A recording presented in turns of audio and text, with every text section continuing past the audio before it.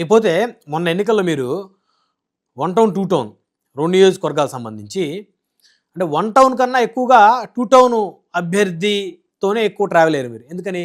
అంటే నజీర్ గారికి మీకు మధ్య గ్యాప్ ఉందా? అంటే వీళ్ళు కొత్తగా రావటం, ఎమ్మెల్యే గారు వాళ్ళ బ్రదర్ నాకు అంతకు ముందర నుంచే స్నేహితుడిగా ఉండటం, నేను ఈస్ట్లో పని చేయకపోవటం అనేది, ఈస్ట్లో పనిచేశాను, వెస్ట్లో కీలకంగా పనిచేశాను. గురజాల కాన్స్టిట్యున్సీ మా నేటివ్ ప్లేసు. అక్కడ కూడా దరిదాపు 500 మంది పాస్టర్స్తో పెద్ద మీటింగ్ పెట్టాము.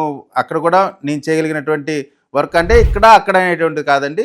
పర్టికులర్గా వెస్ట్లో ఎమ్మెల్యే గారు వాళ్ళ బ్రదర్ నాకు స్నేహితుడు అవటం వల్ల కొంచెం ఎక్కువ టైం అక్కడ స్పెండ్ చేశాము.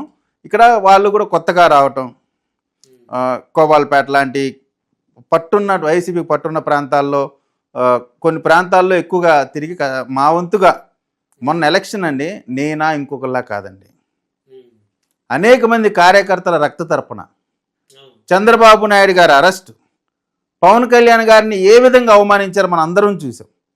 అటువంటి అనేకమైనటువంటి సమస్యలపైన తెలుగుదేశం వర్సెస్ వైసీపీ, విధ్వంసం ఎగనెస్ట్ టీడీపీ, వీటి మధ్యనే కూటమి, వీటి మధ్యనే ఎలక్షన్ జరిగినాయి.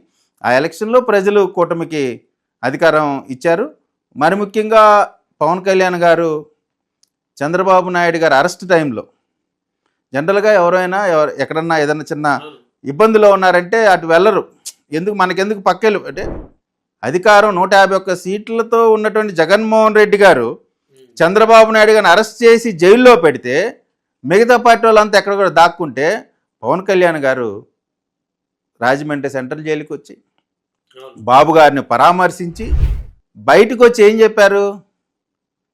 ఇక్కడ నుంచి మేము కలిసి పోటీ చేయబోతున్నాం, జట్టు కట్టబోతున్నాం, నీ ఆట కట్టించబోతున్నాం అనేటువంటి మాట చెప్పారు. చెప్పిన ప్రకారమే రిజల్ట్ 164 అనేది అసలు మేము కూడా ఎక్స్పెక్ట్ చేయాలి. 120, 130 అంటే అసలు అద్భుతమైనటువంటి నెంబర్ అనుకున్నాం యాక్చువల్గా. కానీ ప్రజల్లో ఏ విధమైనటువంటి తిరుగుబాటు వచ్చిందంటే మనం చూసాము.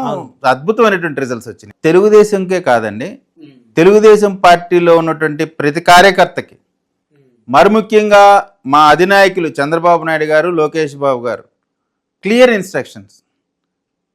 కూటమిగా కలిసి పోటీ చేసాం, ఎవరి గౌరవం వారికి ఇవ్వాల్సినటువంటి అవసరం, బాధ్యత ఉంది. ఎక్కడన్నా పొరపాటు జరిగితే వెంటనే కరెక్ట్ చేస్తూ ఉన్నారు. ఇంకా ఏమన్నా వస్తే ఖచ్చితంగా మీరు మీడియా రంగంలో ఉన్నారు, పలానా చోట తెలుగుదేశం వాళ్ళు జనసేన వాళ్ళని పట్టించుకోవాలని చెప్పి ఖచ్చితంగా యాక్షన్ తీసుకుంటారు.